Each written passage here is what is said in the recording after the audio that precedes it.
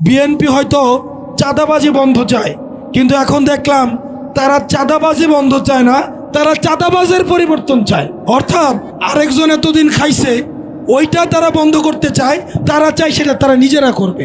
এখন আপনারা এখানে যারা আছেন, আপনারা যদি মনে করেন বালু কাটাটা বিএনপি কাটতেছে বলে এটা খারাপ, বরং এটা আপনি কাটতে চান, তাইলে আপনি আমার রাজনীতি করার দরকার নাই। আমাদের রাজনীতি করতে হবে, বালু কাটাও বন্ধ হবে, যারা বালু কাটে তাদেরও পরিবর্তন হবে। আমরা দুর্নীতিও বন্ধ চাই, চাঁদাবাজির বন্ধ চাই, খারাপ কাজটা বন্ধ চাই।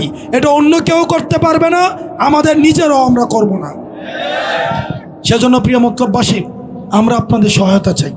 পুলিশ বিএনপির নাম, পুলিশ জামাতের না, পুলিশ এনসিপির না, পুলিশ হচ্ছে বাংলাদেশের জনগণের। অত্যন্ত পরিতাপের বিষয়, পুলিশ কমিশন করে দেওয়া হয় নাই, যাতে করে কোনো পুলিশকে কোনো দলীয় হইতে না হয়। একটা পুলিশ কমিশন গঠন করে দেন।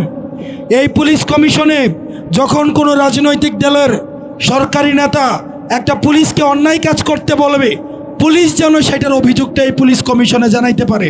আমরা বলছিলাম এই পুলিশ কমিশন করে দেন।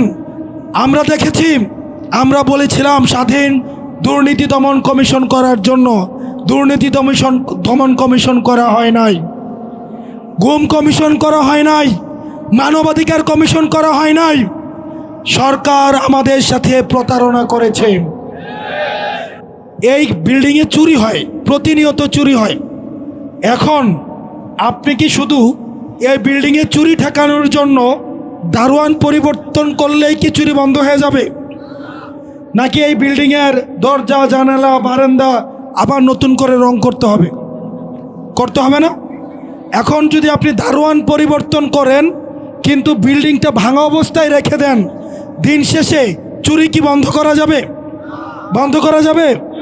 সেজন্য দারোয়ানও পরিবর্তন করতে হবে, একই সাথে সাথে এই বিল্ডিংয়ের দরজা জানালাও নতুন করে। কি সরকার এই তরুণ প্রজন্মের সাথে প্রতারণা করেছে? প্রিয় মতলববাসী, আমরা আপনাদের সামনে আসছি। অনেকেই বলতে পারে আমাদের দলটা ছোট, 2 জন নাই, 2 জন 5 জন 10 জন। অনেক মুরব্বী আমাদেরকে জিজ্ঞেস করে, তোমরা গদল মুরব্বী মানুষ কও, মুরব্বী মানুষ কও। এবার আসেন, জুলাইয়ে যখন রাস্তার মধ্যে পোলাপাইন নেমে আসছিল, মনে আছে স্বরাষ্ট্রমন্ত্রীর একটা পুলিশ বলতেছিল, এই পোলাপাইনগুলারে একটা গুলি মারলে একটাই যায়, বাকিগুলা যায় না। মুরব্বীর অপেক্ষা কি করা লাগছে? করা লাগছে। স্কুল কলেজ মাদ্রাসা মসজিদ পোলাপাইন, ছোট ছোট পোলাপাইন রাস্তার মধ্যে নেমে আসছে। আসে নাই? আসে নাই? আমার বাবারা দাদারা পরিশ্রম করেছে, তাদের অভিজ্ঞতা ছিল, জেল জুলুমের শিকার হয়েছে, কিন্তু রাস্তার মধ্যে বুকের তাজা রক্ত দিয়ে এই তরুণরাই বাংলাদেশের এই গতিপথ এবং অভিমুখ পরিবর্তন করে দিয়েছে।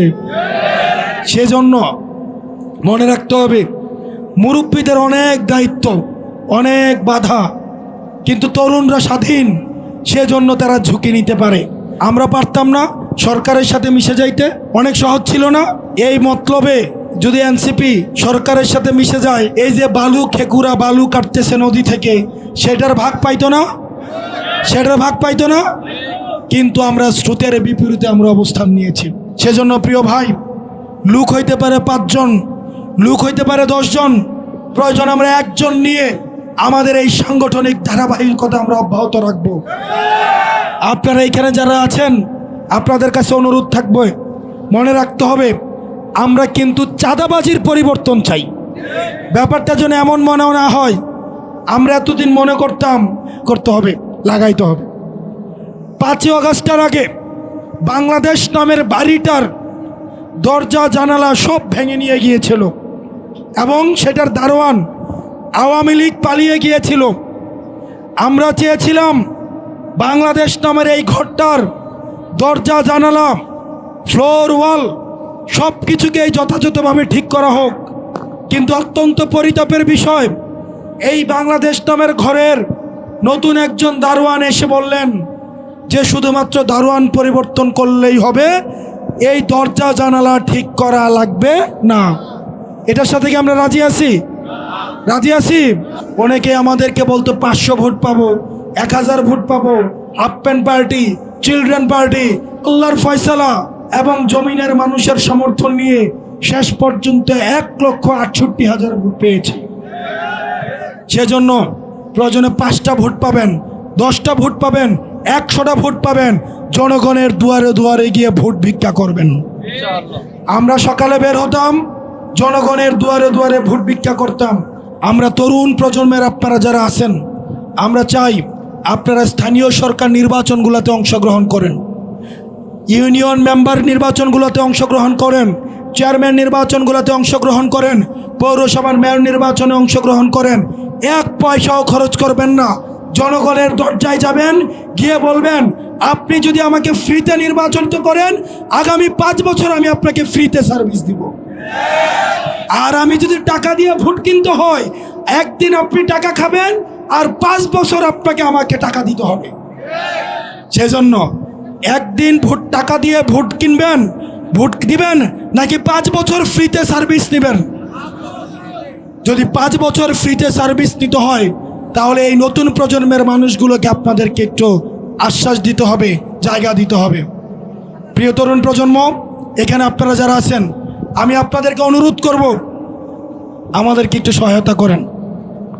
আমাদের লোকগুলো আপনাদের কাছে যাবে, বাড়ি বাড়ি যাবে, ঘরে ঘরে যাবে, ফ্ল্যাট থেকে, ছাদ থেকে, দরজার এই যে জানালা দিয়ে উকি দিয়ে আপনারা যারা দেখছেন, আমি চাই আপনি এনসিপি দলটাকে একটু সমর্থন করেন। আমরা যে পরিবর্তনের বার্তা নিয়ে আসছি, আমরা অতীতের রাজনীতিবিদদের মতো আশ্বাস দেব না, আমরা কাজের মধ্য দিয়ে পরিবর্তন করতে চাই। আমাদের প্রয়োজন শুধুমাত্র আপনাদের সমর্থন। এই যে মানুষগুলো আমাদের আশেপাশে দেখতে পাচ্ছেন, এই লোকগুলা, ইদ্রিস সাহেব কই? উনি নির্বাচন করবেন আপনার এলাকা থেকে।